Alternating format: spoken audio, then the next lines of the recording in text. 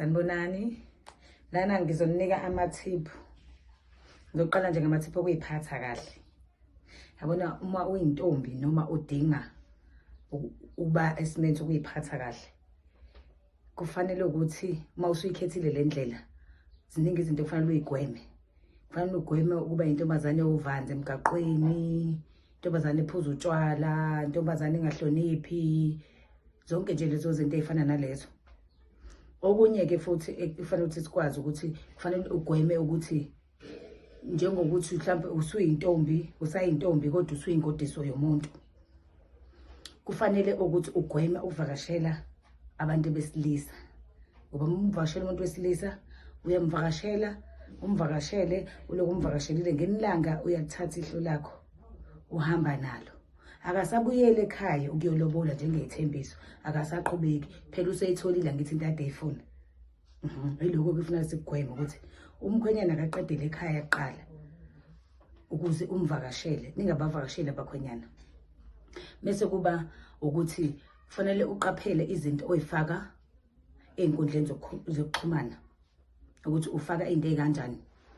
Yabo njengokuthi uposte uphethe utshwala, zonke lezo zinto, yibhamo, mhlawumbe uposte ungagqokile, noma mhlawumbe uposta uthuka abantu, ujivaza abantu, zonke lezo zinto. Kufanele uyigweme lezo zinto einkundleni zokuxhumana. Ebese futhi ufana nomazisi. Imazisi wakho awuhlukani naye, ngoba uma uhlukana nawo ungayithola ngelilanga usuthola ucingo lokuthi uyagoleta endaweni ethize. Kunabantu-ke abake bafisa ukuthi benze inhloso zabo ngento zethu. Futhi lapho isilahlekile kumazisi wami, sengiyathola senginezikweleti ezithize engazazi qingaphi.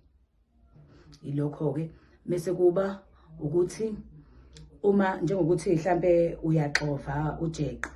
Uma ufuna uxova ujeqe, uxove ujeqe wakho ebese ubeka elangeni. Ubeka elangeni umboze ngoshekasi ukuze uzoshesha ukhukhumale. Ebese-ke uyawupheka. Okunye ukuthi kufanele ukuthi kwi-account yakho ube nama-password aqinile futhi ayalula, ngoba abanye abantu bengayibamba lo password, umuntu ugcine usuthi uyafika ebhenki lakho awusenamali, awusenalutho. Okunye-ke njengokuthi-ke uma njengamantombazane, uma ufisa ukuba intombazane ezoyimela, ukwazi ukuthi uyimele ibhizinisi uliqala usamncane, inhloso zakho uyifeza usamncane. Ungafuni ukuthi uma uthi ngifuna ukufana nosibanibani, ngoba uma kungasenzeki ungasafani naye, uvela impilo yakho ibuye ngazothi akusayona le mpilo ade uyifuna. Zitshele nje wena ukuthi mina nguSanethiwe Ngwakashezi ngifisa impilo kanje, kuzokwenzeka lokho kwenza. Uwazi ukuthi wenza leyo nto efiswa uwena impilo yakho. Ukuthi njengokuthi uqala ibhizinisi, ungaqala ibhizinisi ungajabuleli njengokuthi nginemali, ikhona imali, ngiyothenga izinto, ngiyothenga amagama. Ziningi izinto ongazenza ngemali, uhambe 10 rand imkhulu, uyawenza umehluko 10 rand. Uthola 10 rand nangakusasa 10 rand, 10 rand mhlawumbe phela isonto 50 rand. Ungahamba uyothenga into ongakwazi ukuthi udayise, uqala ibhizinisi kancane kancane, ube umashonisa, into enganjalo, into ezokwenza ukuthi ube nemali. Akusho ukuthi imali sithola kubantu besilisa kuphela. Nathi abantu besifazane kufanele ukuthi sizamele abantu besifazane, sikwazi ukuthi senze amabhizinisi ethu sabantu besifazane. Yonke into yakho ukuthola ukuthi unayo umuntu wesifazane, wazi kahle ukuthi nginemali yami, ngiyasebenza, ngilokho. Yabona nje mina kufiswa yimina ukuthi njengoba ngiyintombi, ngibe nomsebenzi wami, ngibe nemali yami, konke ngibe nento zami. Ithi mayiphuma indoda noma nguthola umendo, ithi mayiphuma indoda iye emsebenzini, nami ngiyaphuma ngemoto yami ngiye emsebenzini. Angeke ngize ngikuthole uhlupheka lapha emzini, ngoba nami ngifike nokwami. Kodwa uma uzofika nje uthi ngoba nakho uyogana, mina ngeke ngize ngithi ngoba nakho ngiyintombi ngiyigcinele ukuthi ngiyogana. Mase ngifika lapha ngihlukumeze kangaphethe lutho, ngcono ngiyigcinele ukuthi nami ngibe nento zami, ukuthi ngibe nomuzi wami, ngisebenze, ngibe right. Nakuthi-ke thina abantu, thina-ke izintombi sihlukane nanokuthi-ke indaba sigcwala la kuphuzwa khona utshwala, ubani usebonakale nobani, ubani usebonakale nobani. Ezinye izinto lezi kufanele siyigweme. Ungabi uvanzi, ungabi usuthola amagama amachaphazela, kunamagama akulandela ngemuva uthi noma ubhencile usakhululekile.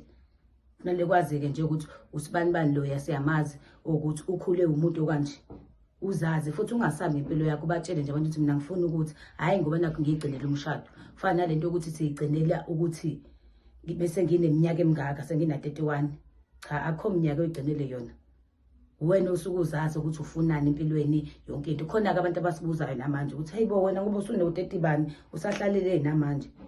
Mina ngiyakwazi ukubaphendula ngoba ngiyabatshela ukuthi ngihlalela ukuthi angisebenzi, angikakayitholi izinto engiyifunayo empilweni. Ezinye zezinto-ke lezo-ke.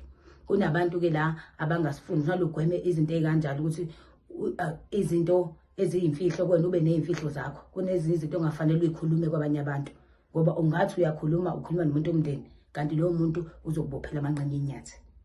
Ngoba phela isitha esokuqala siba semndenini. Izinto ey'kanjalo-ke kufanele siy'gweme. Ube nento yakho nje usebenze ube right konke yonke into iba wena ofanele ukuthi uyenze leyo nto ukuthi yenzeke. Ungathi mina ngifuna ukufana nosibanibani, mina ngifuna ukuba ubani. Cha, wena ufuna ukuba wena, ube usane njengoba usane, wenze ngendlela yakho kuzokwenzeka futhi. Ngiyabonga.